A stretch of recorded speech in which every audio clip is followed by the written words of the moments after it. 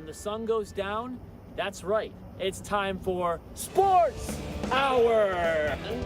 The quarterback that beat the Kansas City. Oh, no, it's actually Sarah. The flip was switched and the lights came on. The lights were on.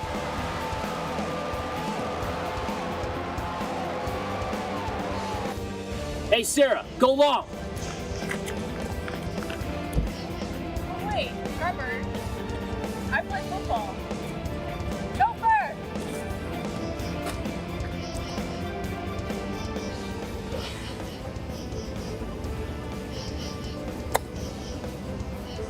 Guys, I just want to talk about golf this year. That's all I want.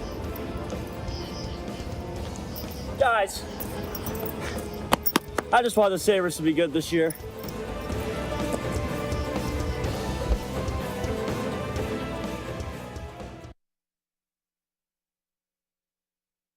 Hello, everyone. It is Tuesday night, live right here in Hendricks Hall, and you know exactly what time that is. It is time for Sports Hour! I'm, of course, your host, Trevor Howard. Next to me, Justin Chattima. We're going over some AFC games here. And to jump right into it, I think we got to talk about this 1 o'clock game on Sunday, Ravens-Browns. This rivalry's been going on for such a long time. Browns come out with a dub, the Ravens come out with a dub. It was a close game the whole way through. 23-20 was the score. Lamar Jackson looks as human as ever, though. Mm-hmm. Yep. He got the win eventually, but it was kind of a boring game. It was pretty equal throughout the whole thing, and then the tying field goal attempt by the Browns was blocked. And do you want to know what their kicker's response to totally whiffing the kick? Can't even imagine. Do you want? He said, and I quote, "I promise it was going in if it wasn't blocked." Yeah, Mr. York, that's kind of how it works in the game. If that huge gust of wind didn't come through the stadium, it would have went through the uprights. Nah, man, if that kick was 20 yards shorter, I would have nailed it. If I nailed the kick, we would have gotten 3 points. Man, if I kicked it, that would have been worth 3 points. Exactly. The game would have been tied. You guys know We that? almost won. No, you're better off just saying we just almost won. just say my bad. I'll do better next time. I promised I was going in if that wasn't blocked. That was a good block, or something like that. Something to acknowledge that your kick got blocked. I promise it was going if it was blocked. Yeah, dude, that's how the game works. And you don't even know that. Yeah, that's even true. It could have at the last second. Dude, he blocked it, but it hooked so far left. Whatever. Okay, next game. Or honestly, you got to give credit though to the Browns quarterback, Jacoby Brissett, 22 of 27. 258 yards, but the only thing is he didn't throw any touchdowns, but he also didn't throw any interceptions. So his completion percentage was great, but didn't have the touchdowns to show for it. Yeah. But Nick Chubb, one of the best running backs in the game right now, 16 carries, 5.7 yards a carry for 91 yards and a touchdown. I think he's going to go down as one of the top AFC running backs this season. But the Ravens, though, when you look on their side, Lamar Jackson only throwing for 120 passing yards. Yeah, that's kind of short for him. But Gus Edwards, thank God they have a running game that's actually healthy this year for them. Gus Edwards ran for 2 touchdowns, 66 yards. Pretty solid. Pretty much the whole difference in the game right there. But 23-20, pretty close game between the two rivals right there. What's the next game you got on your list? Talk about the Texans Raiders. Yeah, let's go Texans Raiders. A game that was starting off very, very close in the beginning. Mm-hmm. I know the Texans had a 10-3 lead in this one. Yeah. And this is a battle of the two lesser teams in the AFC. Yeah, both of them aren't really doing too hot for this season. But so it was kind of a close game, and it was kind of a high-scoring game. It's kind of crazy watching these two teams battle it out. Most of the way through was pretty close. Yeah. And then you got to the fourth quarter where the Las Vegas Raiders put up 21 points. To Houston, 0 points in that fourth quarter. Derek Carr's light. The lights came on. The lights came on for Derek Carr. He was like, okay, let's actually play the game like I'm supposed to. So in the little time period before the start of the fourth quarter, at the end of the third, obviously the Raiders were playing O-Town on the sideline because that's the only reason why they were to be able to score 21 points in that quarter. 15 minutes of play. Yeah. And you score 21 points and you shut your opponent out. That's just dominant football right there. It can't be. There's the only answer is O-Town. Nothing else. Vegas Town, more like. Vegas Town. I mean, they're going to trademark that But Davis Mills, the starting quarterback for the Texans, 302 passing yards, 2 touchdowns, 1 interception. Not really a bad day. 28 of 41. I think the pass completion percentage could have been a lot better. When you look at the Raiders side of things, Derek Carr, 241 yards, touchdown. Not really a flashy day, but definitely an efficient day. Yeah. As far as completion percentage, only had 6 incomplete passes out of 27 throws. Through those numbers, he got 38 points. So like that's pretty solid for only not even 250 yards. And the running game, similar to last one, there weren't a lot of passing touchdowns in this game, but Josh Jacobs, 143 yards on 20 carries for 3 touchdowns. Josh Jacobs with the hat trick. Obviously, he was the player of the game for the Raiders. Yeah. The Raiders are now 2-4. And the Houston Texans are 1-4-1. We call this the fill in the blank bowl. I think you guys can infer what I was going to say there, but we don't need to get that graphic on the show. But 38-20.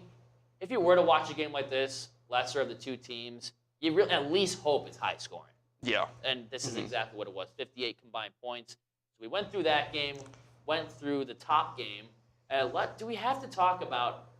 I'm going to push that one to the next one. We're not talking about that one right now.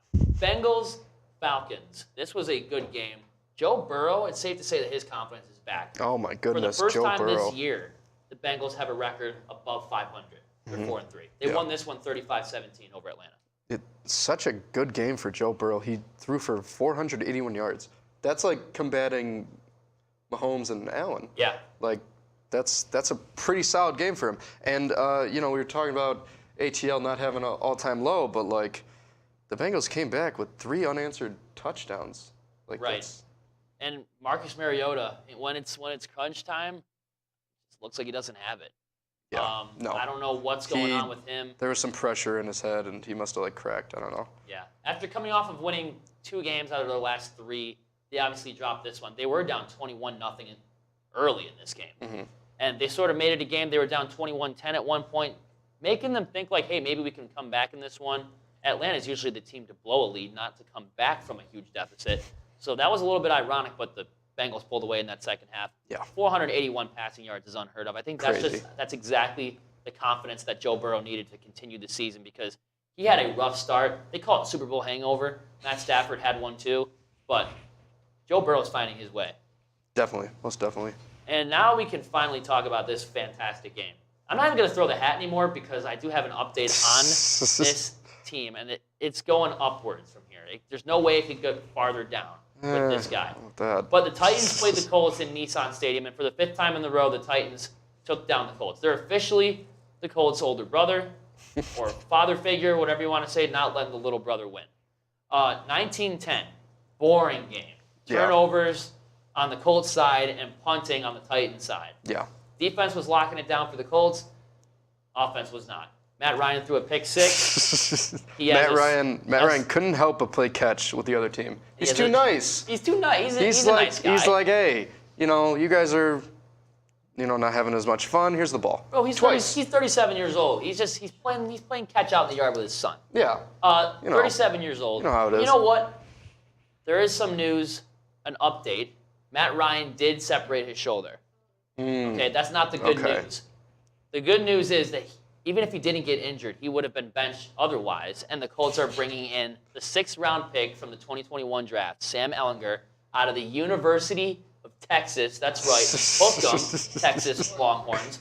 I'm thinking, here's what they're thinking right now. The Colts are like, okay, we got about 10 games to go. We're going to see if we're going to bench Matt Ryan, 37 years old. He probably won't lace up for a game again. Yeah, no, probably not. Sam Ehlinger, we're going to see if he's going to be the future of the team. And if he's not, no big deal. He's a 6th-round pick. Find your future quarterback in next year's draft. So I'm just thinking there's no way. I mean, the Colts can find a way to make it bad. Like, go out of their way to find a way to make it bad, because that's what they've been doing for a long time. But I think you can only go upwards from here in this situation. Yeah, no, that makes sense. Because, pretty low. It's low. It's low. But Sam Ehlinger, he's a mobile quarterback. Matt Ryan is not. He's 37. Maybe he once was when he was in his 20s, but he's 37 years old. That offensive line is garbage. He's got to play catch with his sons and not with the other team. And it's hard to believe. I like Matt Ryan because he's 2nd in the NFL in total passing yards. And he has about 1.5 seconds to throw the ball. You give him any form of protection whatsoever, he would turn into Matty Ice. But he's had some terrible decisions, like throwing in a double coverage on the 70-yard pick six. Sure, you have a lot of passing yards, but you have 20 turnovers, 11 fumbles, 9 interceptions. Something needs to be done. This is the first time in a long time the Colts have actually held a player accountable for what they've done. They've let this go on for far too long. And honestly, I think you can't go wrong with a move like this. Throw your rookie out there. They're playing the Washington Commanders next week. See how he is. Yeah. It's backup versus backup. And for some reason, this is the national televised Fox game, 425. A battle of the two backups in Indy. I have no idea why that's the case. But you know what? We're just not going to question the NFL because they decided to put the Bears on primetime back-to-back weeks. And then before that, they decided to put the Broncos on primetime back-to-back weeks. Let's just not question the NFL. No one knows. No one knows what's going on up there in their empty head. I'm done. All that I know is that I haven't heard O-Town being the Super Bowl halftime show yet. So yeah, we'll give you an update when that is the actual case. We know they're not all there because they haven't made that decision yet. They might be like Rihanna's understudy. Like Rihanna. Maybe like they'll be the honored guests. Yeah. Have them just invite them on stage and have them play a couple songs. Something. I mean, just at least one song. It'll be better football in the end. Yeah, Definitely you'll have two motivated teams at the end of the game. So it's not going to be bad football. O-Town, please. Seriously, I swear. Just please fulfill everyone's dreams and go to the halftime show, O-Town. We all love O-Town.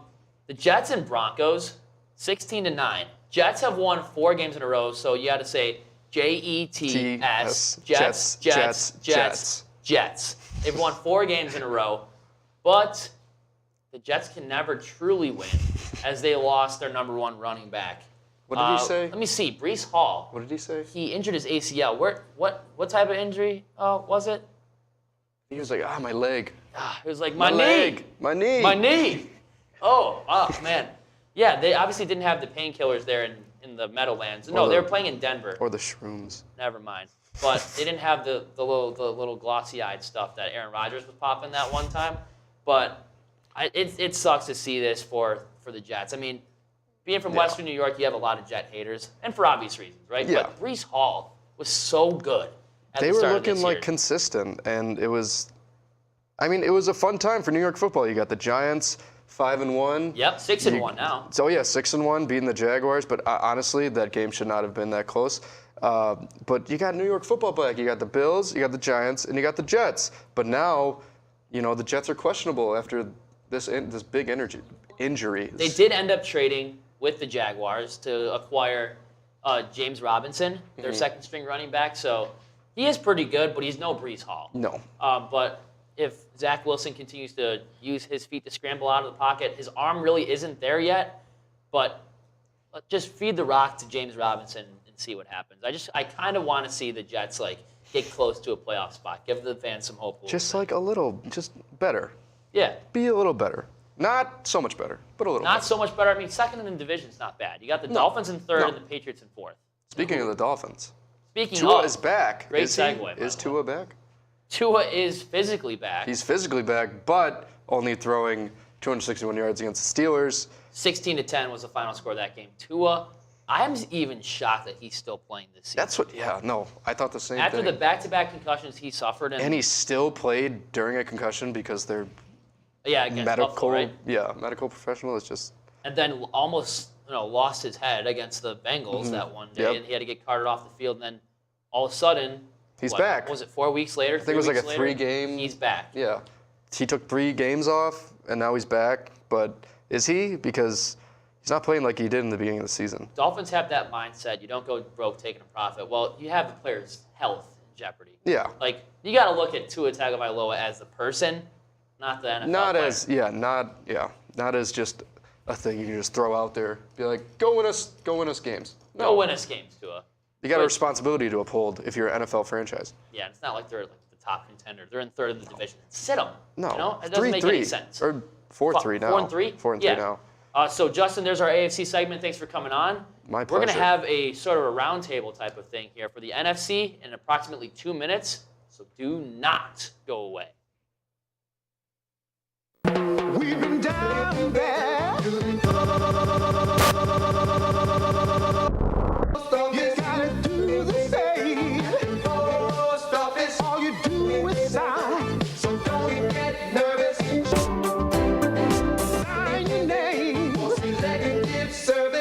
Takes no time, just sign on the line at the poll. At the poll. Hey guys, if you're about to turn 18, you've got to register with Selective Service. It's simple. Just go down to the post office, fill out a card, and turn it in. That's all there is to it. There's no draft now. You're just adding your name to Selective Service's list in case there's a national emergency. So if you're 18 now, Selective Service, you gotta get down to the post office. Register with Selective Service. It's quick, it's easy, and it's the law. Takes no time, just sign on the line at the post office. Selective Service. What a great time for a drink. What a great time for a drink. If it's time for a drink this many times a day, you're not a social drinker. You're a problem drinker. And you could be well on your way to really messing up your life. Think about it. Talk to somebody about it. Do something about it before it's too late. A message in the interest of your better health from the American Medical Association. This is not a commercial. If you think measles, mumps, whooping cough, or polio are nothing to worry about, you'd better think again, because they could make your child go blind or deaf. They can cripple or kill. To protect children, you have to get them immunized. Get them their shots. It costs nothing or very little, so get it done now by your doctor or local health center. Your child's future is in your hands. Don't let her down. A message in the interest of better health from the American Medical Association.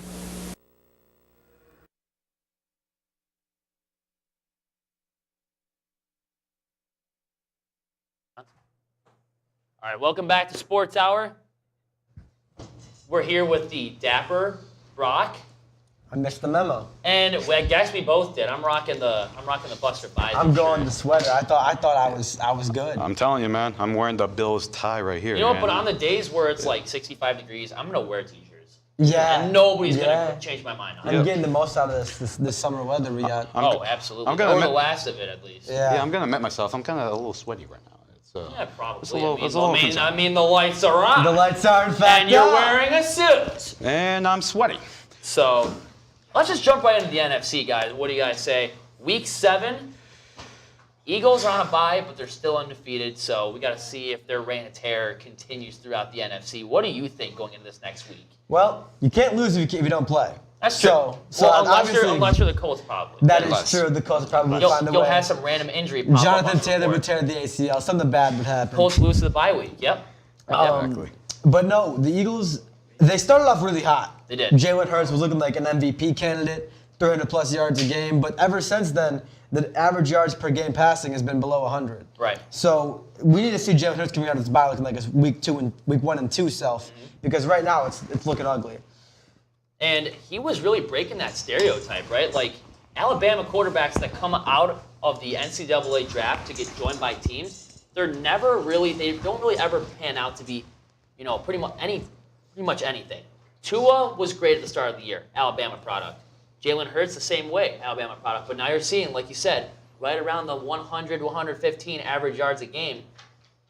He's doing a great job breaking that stereotype with the undefeated record, but we got to see him sling the ball some more. Well, you see it with a lot of Alabama quarterbacks. You see it with Mac Jones currently, got benched for Bailey Zapp.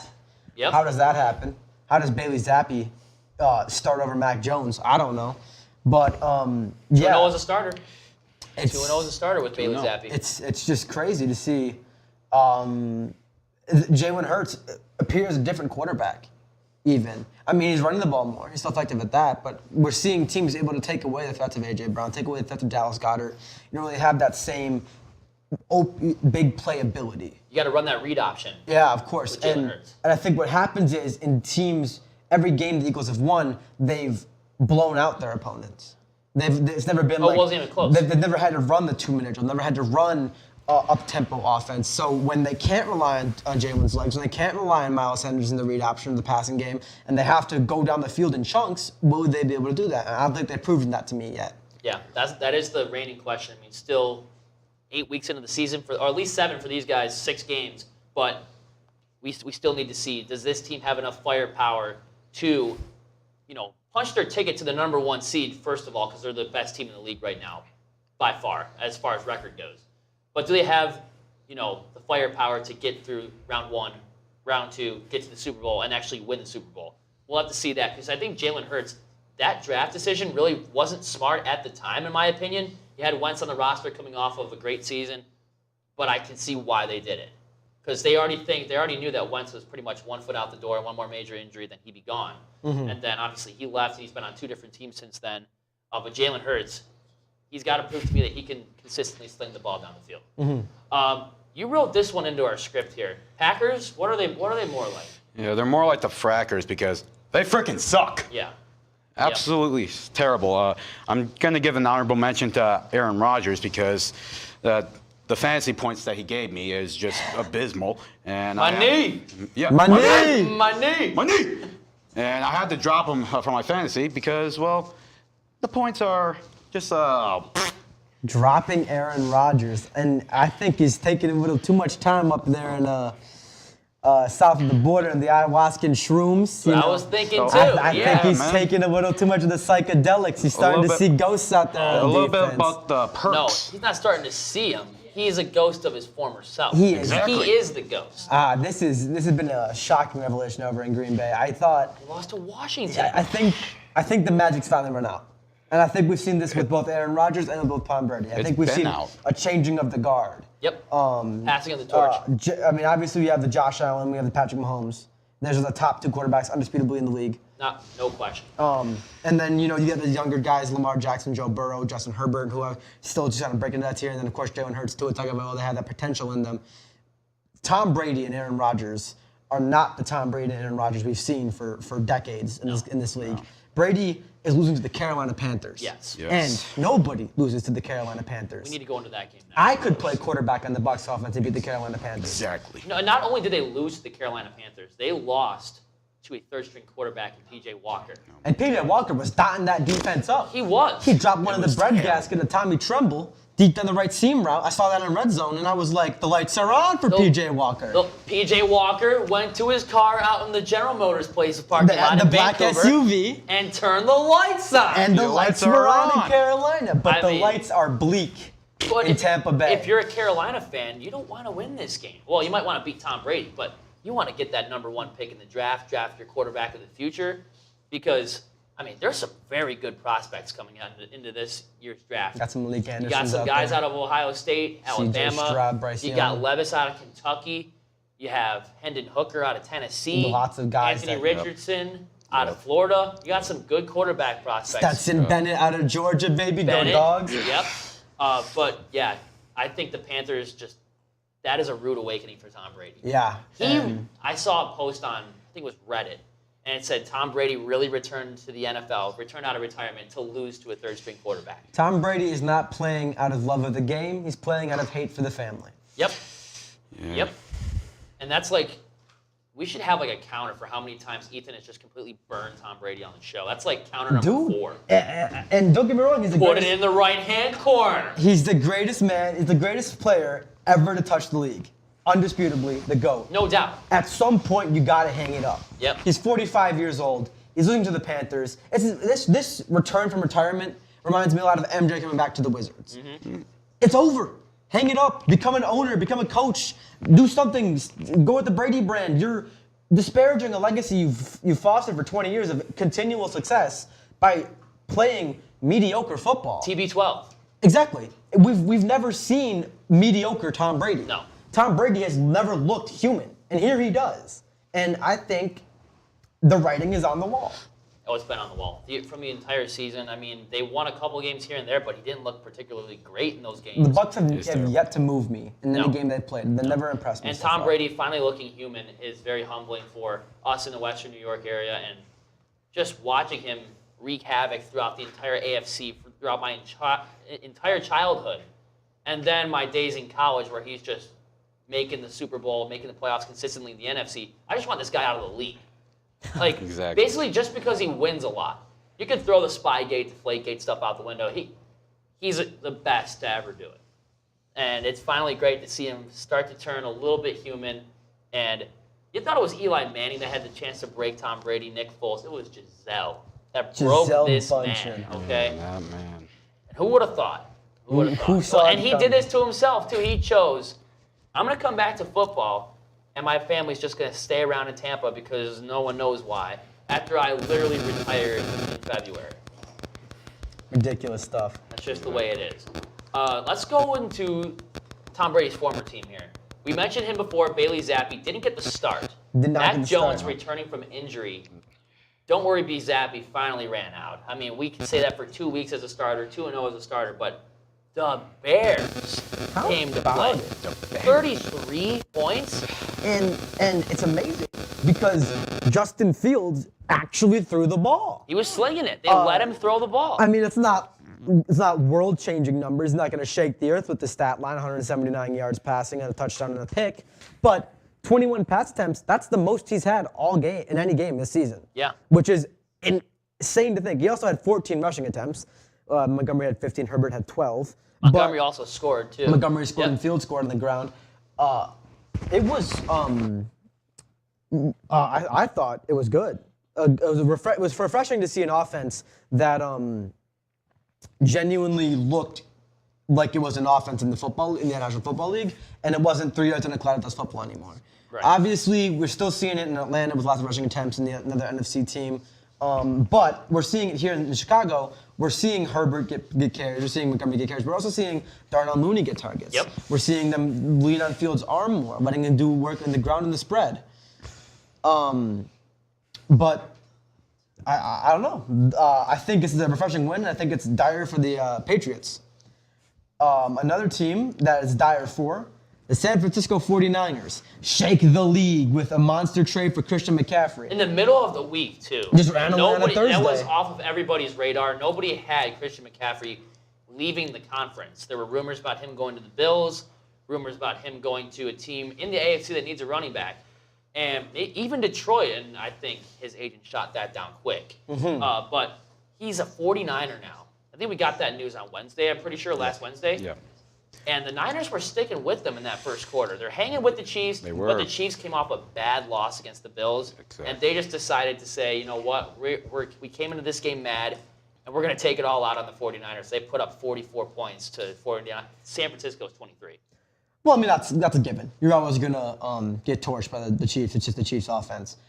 One thing I didn't think was a given was Kyle Shanahan forgetting that he has Christian McCaffrey on the roster. Yeah. The first 2 drives, it was McCaffrey, and they're using him as a power back and an elusive back, and getting him active in the passing game. And then every quarter after the first, it felt like McCaffrey was on IR. I feel like he maybe got 12 snaps in the second half. Jeff Wilson was getting a lot of carries. Jeff Wilson was getting carries and passing game snaps. I mean, when McCaffrey finishes the game with 10 touches, when you have the most dynamic running back in the last 10 years of football, right, and he's ending the game with only 10 touches, a game that was winnable for a majority of it, until eventually the Kansas City Chiefs offense found their stride and was matching up with the 49ers virtually unstoppable. I mean, once Travis Kelce gets going, you're not going to stop Travis Kelce. Right.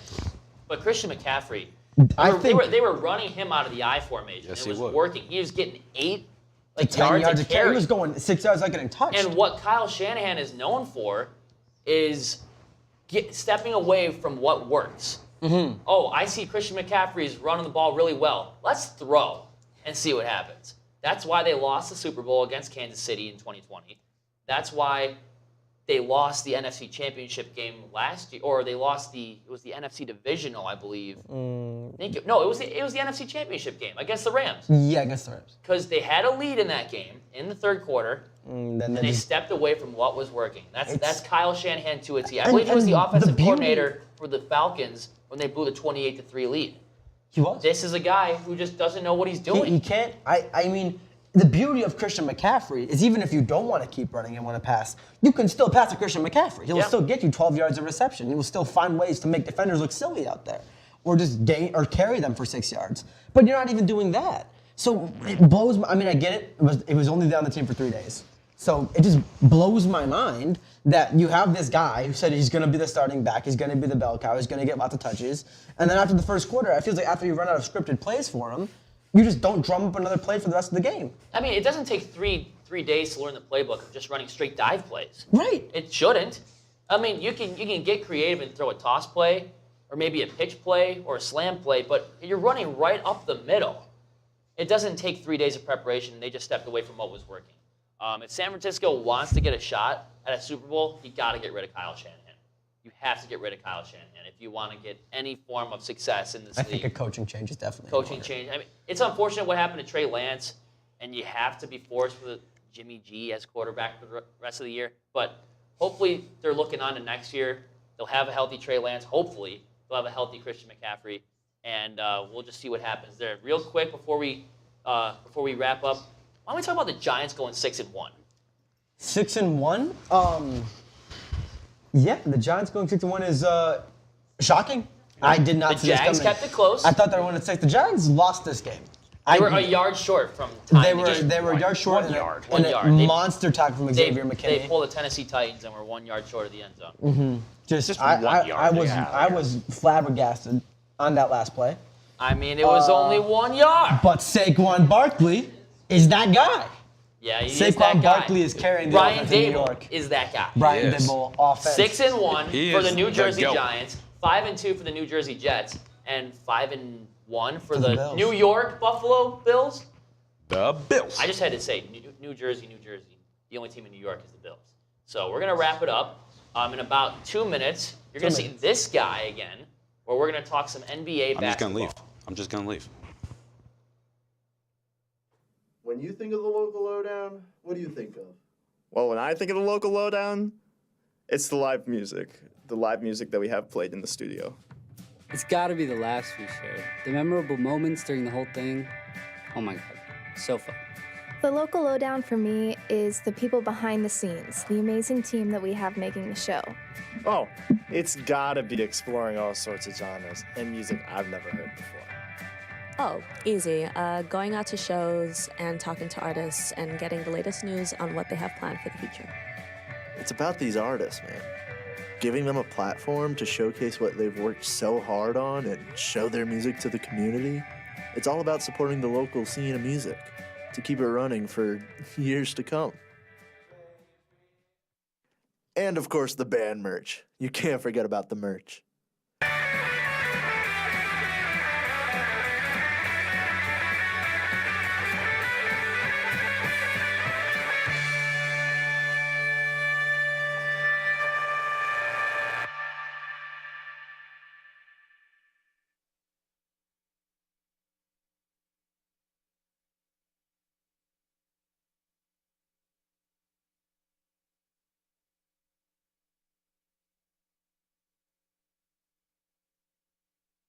Ethan is still here. I am. And we're going to talk some NBA basketball. And boy, am I glad basketball is back. What are we, 4 games in, 5 games in for some teams? I believe the most amount of games any team has played is 4. 4 games. And there's only one undefeated team, I believe, as of right the teams now. that have played 4, there's only one team that hasn't lost, and that is the Portland Trailblazers, who I, for one, definitely saw coming.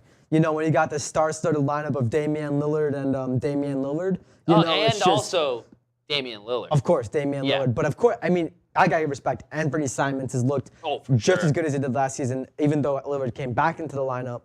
I think he's been putting in some clutch buckets. I mean, the Blazers are 4-0, and they have 3 game winners that weren't shot by Damian Lillard, which is a very positive trend for Blazers fans, as you've known over the seasons. And the depth is there. Yeah, it's always been Lillard or bust. If Lillard goes over 50, you win the game. If he doesn't, you lose. Sad.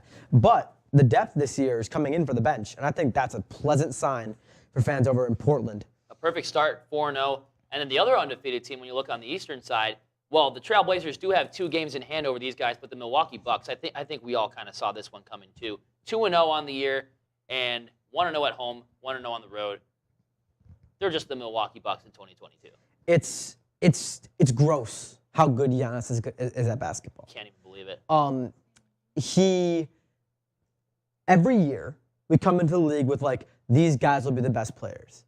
And every year, it's always Giannis. Everyone says Jokic. Everyone says Embiid. Everyone says this is Jason Tatum's year. Everyone says this is Kawhi Leonard's coming back off injury. LeBron is still one of the best players in the history of basketball, of course. But Giannis, for the past 3 or 4 seasons, has been just untouchable on offense. 44 points in his last game against the Houston Rockets, where they won 125-105. 28 minutes on the court, 44 points. You want to talk efficiency? Talk that efficiency. Talk 17 of 21 from the field, 2 of 3 from deep, 17 of 21 from the field is an absurd stat line. Granted, he's playing against the Houston Rockets. He is. Who, as we know, are notoriously terrible on defense. Very rebuilding team right now. Yeah, they're incredibly bad. And, I mean, their best center is probably Alperen Sengun. I think they even start a different center. Yeah, they didn't even start him. Yeah, I don't think. They started their backup. But you got to give yeah, credit. Bruno Fernando got the start Yep. at center. Usman Garuba also got some big minutes. And Usman Garuba is not going to stop Giannis Antetokounmpo. No. That is not a winning strategy. The best of the best is not going to stop Giannis. It is clear the Houston Rockets and the Milwaukee Bucks have two entirely different goals this season. The Bucks looking for their second championship in 4 years, and the Houston Rockets looking for their number one overall draft pick for Victor Wembanyama. And to their credit, the Rockets have won the Victor Wembanyama Bowl. Yes. And the Rockets are looking for 10 wins on the season. Let's just throw that out there, too. Yeah. But Drew Holiday, you talk about the depth on on a team like the Portland Trailblazers, you have a lot of depth on this Milwaukee Bucks team. It's not just the Giannis show. While he did get 44 points and kind of, trumped everybody by a landslide as far as the amount of points in the game go, but Drew Holiday, 19 points, 10 assists. I mean, Grayson Allen getting 11 points, getting these double-digit points. Bobby Portis getting 13 points. I mean, the Bucks look like a just flat-out complete team right now. Yeah, the Bucks look borderline terrifying. Granted, it could be overreacting 2 games into the season. However, I do think it's a really good look when you mentioned the Drew Holidays. You mentioned keep in mind, this team is still without Chris Middleton, their second best player, who is an all-star small forward in his own right. You got to have your depth guy step up. Brooke Lopez has always been a good center for many years now. Yep.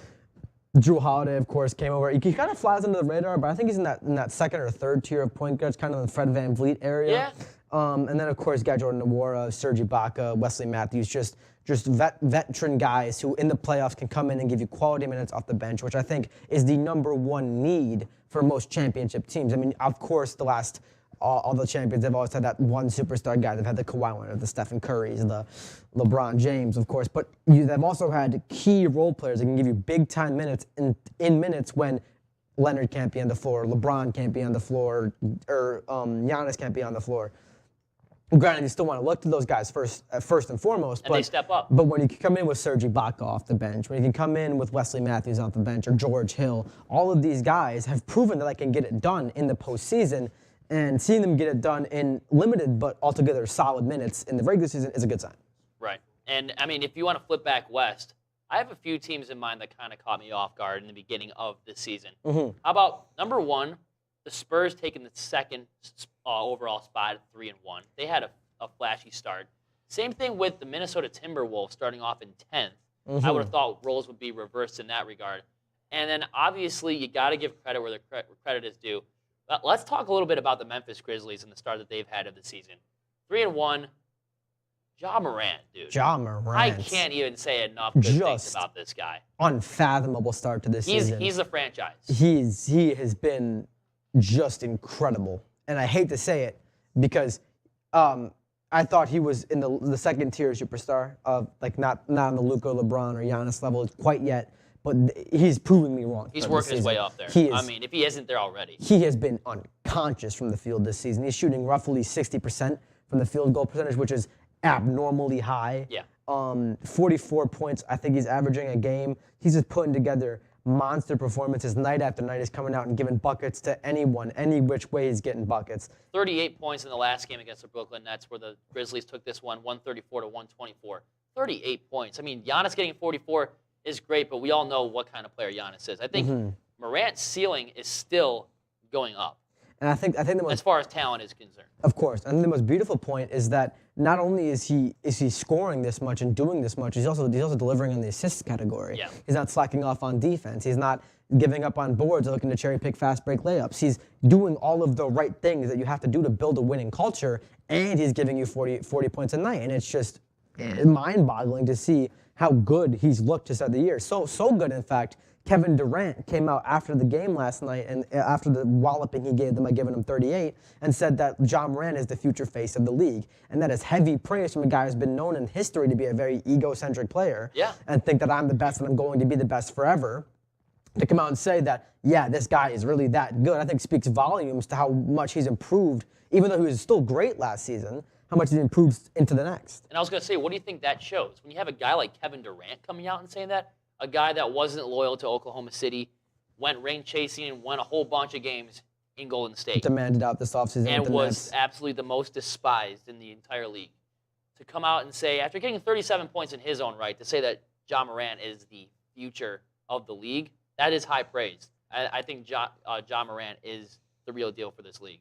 So if the Memphis Grizzlies want to win a title, you got to build a team around Ja Morant. And they do, to their credit, this far, well, staying relatively cheap on the spending, have gotten a solid squad. They have a really good three-point shooter in Desmond Bane. They have a good center in Steven Adams. He can get you boards. He can give you a mediocre at best post defense, but that's really all you need. Dylan Brooks, in the modern game, Dylan Brooks, a good defender and good three-point shooter. Off the bench, I think they still have DeAnthony Melton, if I'm remembering correctly. He's a good six-man. So they do have a solid squad. Obviously, they could use one or two more key pieces, one or two more big players in name value. But I think this team can sneak up, not even sneak up, but I think this team could win the West outright. I think so too. If Morant can keep this kind of pace going, I don't think he will. I think we'll see a drop-off, probably settle more in that 25 points per game area, maybe just closer to 30, like that one James Harden season. But I think the key difference is Morant's doing all the things that you need to be doing. And so it's a situation to monitor, definitely in Memphis, but he does look really good. And what do you think is going on, switching gears, but sticking around in the West, what do you think is going on with the Minnesota Timberwolves? 2-2 at the start of the year, but, I mean, this team looked dangerous last year. Had a potential where you're like, just wait one more year. The T-Wolves will be right there. They're in 10th place right now. And they went all in, too. They went out and got their guy, Rudy Gobert. Loss to the Spurs is tough to swallow, but, again, it's kind of dialing back to that Morant point and up to this current point. We're 4 games into the year. Yeah. There's 78 more to play. Plenty of time. Plenty of time to figure out the kinks. But when you do see in post-game pressers, when you see Anthony Edwards scoring 9 points on 3 of 15 shooting, that's terrifying. And especially when you see Karl Anthony Towns coming out and saying, oh, I don't want Anthony Edwards eating Popeye's chicken because we're high-end athletes. Let the man eat Popeyes. Yeah. Don't let him shoot 3 of 15 from the field. Yeah, no. Don't let that happen. But let the guy enjoy a biscuit. I enjoy a biscuit. You enjoy a biscuit. Definitely do. Anthony Edwards deserves a biscuit. What he doesn't deserve is 3 of 15 from the field. That's got to stop. And Karl Anthony Towns is still a menace. I mean, 2-2 on the year, not the start that they really wanted, but Karl Anthony Towns, 27 points in their loss against the San Antonio Spurs. And are the Spurs legit, do you think? No, not even kind of. This is just their little beginning Cinderella story. They might blow it, but you don't have any faith in the Spurs. Not even kind of. I personally think that they're a 500 team at best. I don't think the Spurs want to be a 500 team. I think Devin Vassell had an outlier of a game, 8 of 22 shooting. I mean, Devin Vassell, Keldon Johnson, they can get you buckets. I think Jeremy Sochan's got potential. I think Joshua Primo could enjoy a larger role in the offense. What I don't think is the Spurs should win games. Plain and simple. For the greater good. This team is, at best, a fringe play-in team, especially in a Western Conference that's kind of stacked right now. I think we're seeing. I think the Spurs are currently benefiting from a very good coaching staff. Greg Popovich, of course, one of the greatest coaches in NBA history. Sure. So they don't experience the same kind of early season kinks other teams like the Timberwolves will. Yep. They don't have the problems of finishing late games. They don't have the problems of losing focus of what they want to do on offense or defense. They don't have the problem of getting good blockouts and playing bad fundamentally and fouling a lot due to the fact that they have that good coaching. It's like my knee. Exactly. It's like they don't get off to a hot start in that game. Right. And so it's like their knee is bothering They have them. to come hobbling back in. Maybe have to pop a couple painkillers, like our boy A.A. Ron. Play some O-Town in the locker room. Do something like that because, I mean, you gotta Get rebound. some DP dough But at you know what? halftime. Get some DP dough at halftime. You got 78 of these to go. Yeah. You got plenty of time, and it's the same thing. Like we talked about the Minnesota Timberwolves. Look at the Denver Nuggets. It's the same thing with them. Didn't get off to the start they wanted. They're in 11th place, but they have such a talented team. I think that they will definitely figure it out. Definitely. One team I think needs to figure it out, and I think would not be an overreaction to state, is the Los Angeles Lakers. The formula for winning a championship for the past 20 years in the NBA has been take LeBron James and put three-point shooters around him on the perimeter, and then let LeBron James win basketball. Or spend your way to a championship. Right. And so when you see the Lakers have the #1 rated defense in the NBA, and then have the #1 worst rated offense in the NBA, it's kind of showing that, you know, maybe they should have gotten a Buddy Hield. Maybe they should have went out and gotten themselves a Kyrie Irving or a other option on offense that could shoot a three. Right now, Malik Monk, not Malik Monk, sorry, Buddy Hield over in Indiana, has more three-point shots made than the Los Angeles Lakers. And we're talking about the Indiana Pacers. And that's the Indiana Pacers. So we got to see some trades fast. Yep. Or For the Lakers' sake. Or Russell Westbrook's got to look a lot better. No, we thought that they were dead last year. They got to prove me something that It's they can come getting back this year. worse. It is getting worse. But Slam the panic button. DP go. DP dough that button right there. But thanks for coming on for back-to-back segments. Thanks for We're having going to me. have our NHL analyst, Ant, to talk some NHL hockey when we return. Money.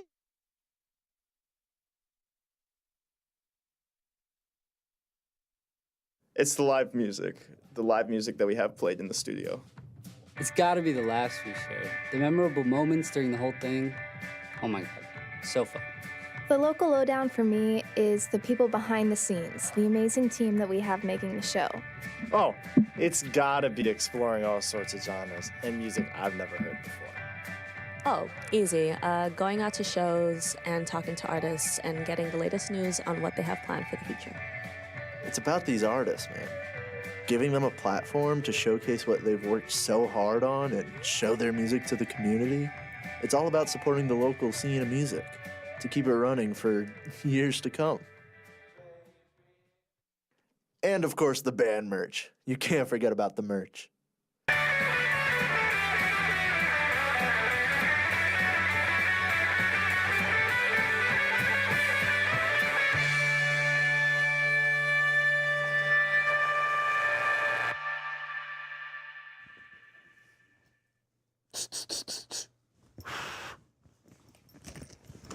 We're happy to have Brent, the man, the myth, the legend, our NHL analyst on for our final segment of the The night. Buffalo Sabres are my heroes. They're elite. Heroes. They are. Couldn't have said it any better. Couldn't have said it any better. Because But- what's our record right now, by the way? 5-1, and about to be 6-1 in the next. After we take couple down hours. the Sea Monsters from Seattle, we're going to take those boys down. I mean, it's not even going to be close. Who do they got? Bobrovsky, Beniers. No. We got this. We got Yeah, this we in got the this. bag, If we, okay? bro, we are about to sweep. Well, I don't want to jinx it, but we can sweep the Western Road trip. And for then the come first back. time since. The beginning of time. Yeah, literally. Actually, I don't even know what the date is. Probably says, wait, when did we join the league? 1970? It probably never happened. Yeah, it probably hasn't. But you know what? Then we come back home and take on the Montreal Canadiens. Winnable. So then winnable. we host the Chicago Blackhawks. Winnable. Winnable. Win all these games. Go 81-1. I don't care. Get the #1 seed. Win the President's Trophy. Sweep the playoffs. We're winning it all. We're winning it all. There's your We're winning there's it all. hockey segment. All right, close it. We're done. Yep, that's it. We're done. Good We're done. job. Close it. Good sports hour today, guys. Good that was sports hour. fantastic. Obviously joking, because what's going on deep in the heart Before we get into the these- abandoned factory that is the Arizona Coyotes? Before we get into the great Sabres, the abandoned factories have figured it out a little bit. Maybe not, but tonight they did. Traveled to Columbus. Listen to O-Town in the locker room, obviously. They had to have been blasting, I don't even know. Maybe it was that Hot, Hot, Hot song. From 2K7? From 2K7, Yeah, yeah. it could have been. The NHL 2K7 that soundtrack is absolutely lit. I think that's what pumps up Arizona. But probably playing on that mini rink mode. yeah, before in the literally. locker room. So they can just be the best players ever, which tonight they were. The last time I checked, they were up 6-0, but the game ended and they beat the Blue Jackets 6-3. Landslide. I mean, that is a score. How is that even? After the first quarter of a football game, bro? Like, Yeah, you like don't how? see that type of score in hockey. Like, if you're a Columbus fan, you're injured or something. You're But just guess grabbing your what? knee and you're saying, "My knee." The rookie on Columbus, Kent Johnson, got a goal. He scored. And I got him on my fantasy team. But you know what? It's all for nothing because they lost to the Coyotes. Apparently, the Blue Jackets didn't pull up Dreamweaver before the game. They apparently did not pull up their selectors. Their accurately. stripeys were not on their side today. Obviously that is for not. sure. They were a team full of Robo Boogie toy bots. I mean, all your scribbles belong to the Arizona Coyotes. You might as well just say that because the Coyotes own the abandoned factory that apparently is the Columbus Blue Jackets. But you know what?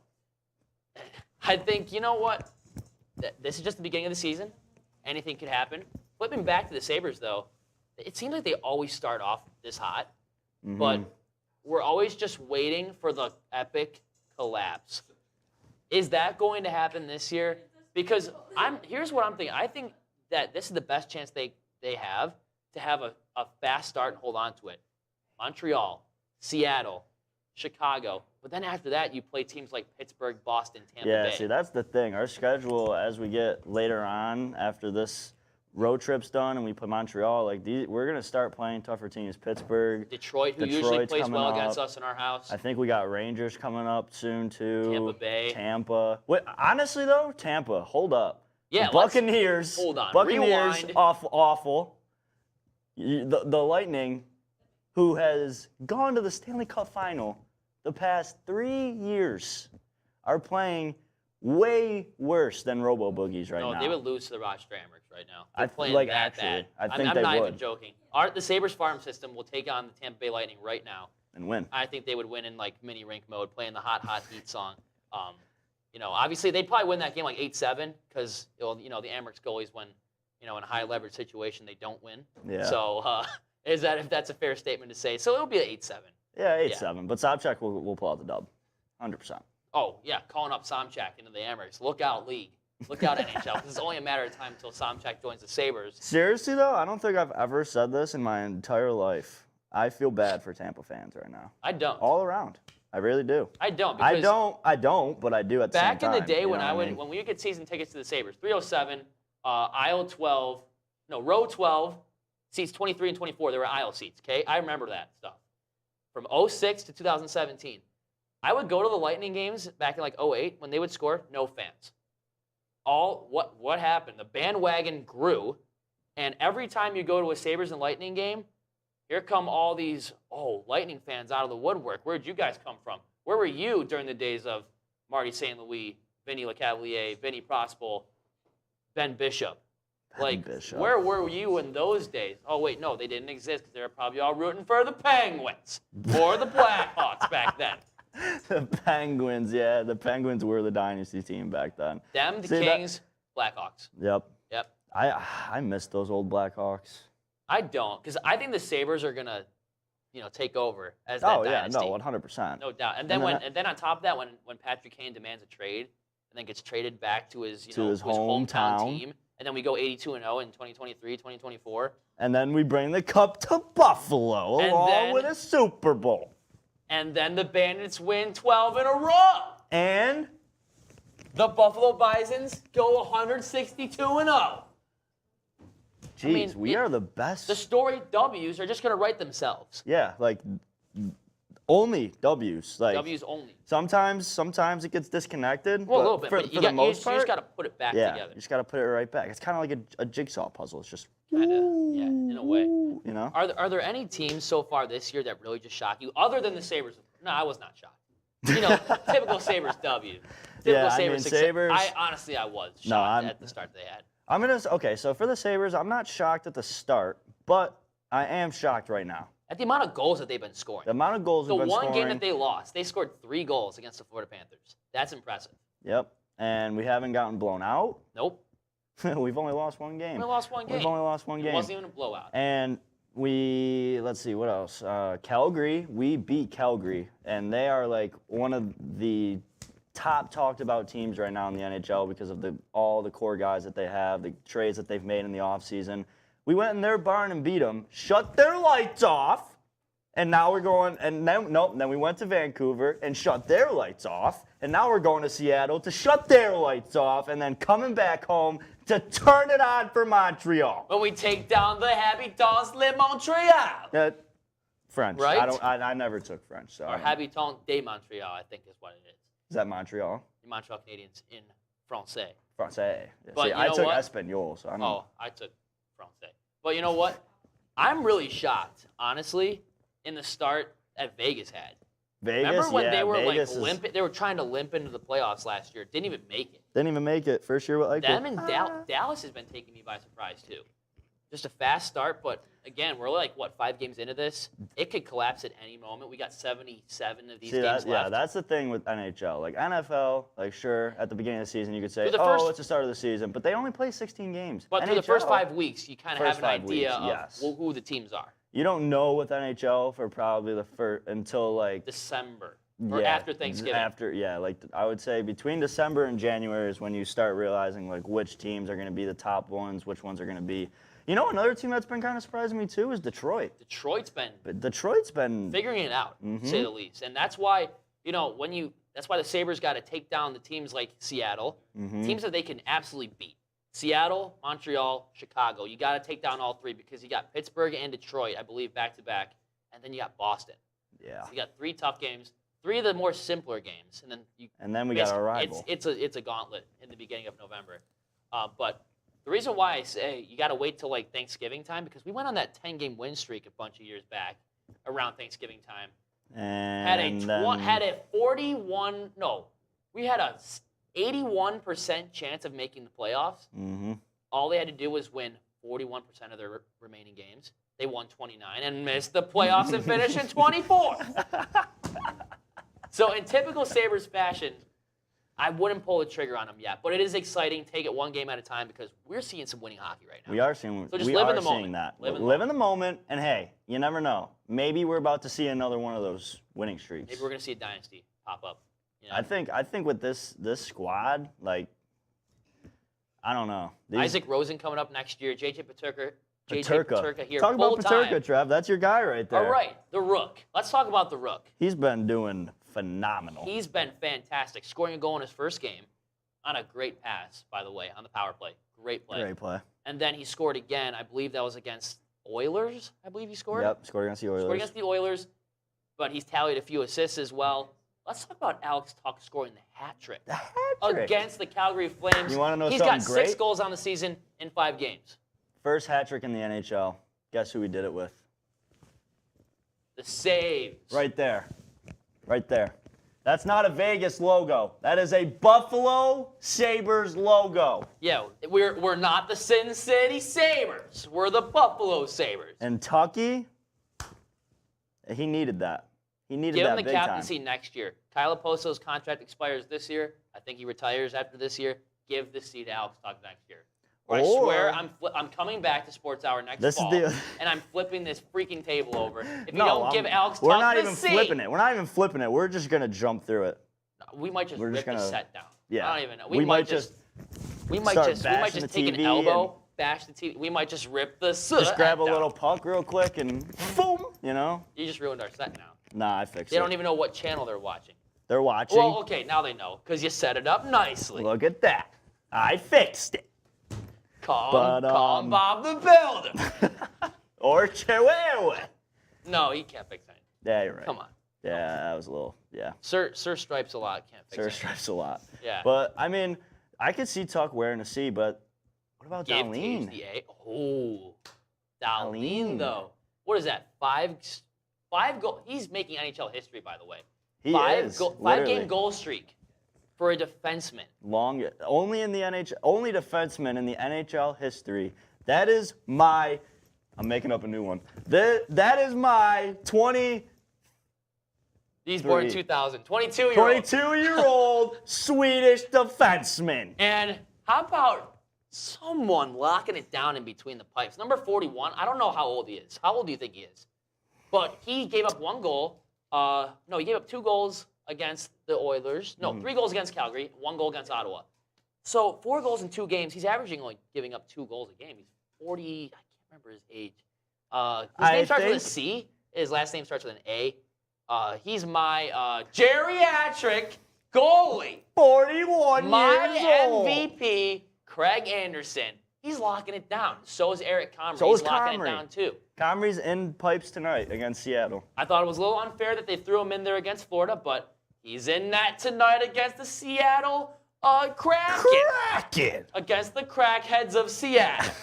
Take them down. Okay? Tage, you need to score like 6. I mean, Seattle's a great city. We're not taking anything away from that. I mean, you got Nirvana, Alice in Chains.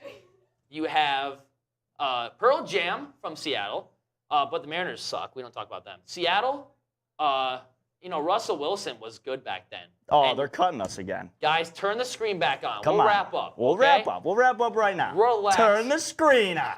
Turn it back on. There it is. Fine, we'll wrap up. Just because you guys did that, whoever's doing that, take them away from the controls. Yeah, because they're fired. We could go on for another sports hour. Put the reverb on that one. Yeah. Sports hour.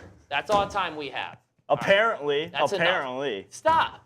What are you doing here? I would just like to say I'm directing, and that's No, well- me back there. well- so. well, you're not here right now, so we can apparently keep you're not talking. doing your job. So my job. You're not doing your No, job. we can keep talking now until the you go back director's there. here, so we can talk about All right. Seattle. So you know what? No, why don't we just talk about the Thank you for Bisons? watching Sports Let's talk Hour. about the Bisons. We're gonna take the AAA title next season. Thank you for watching, and we'll see you next week. Go Buffalo! You almost hit the camera. The camera almost got taken out. I'm knocking the pucks over because you're shutting us off early. This is bull. This is Garbo. Go Saints!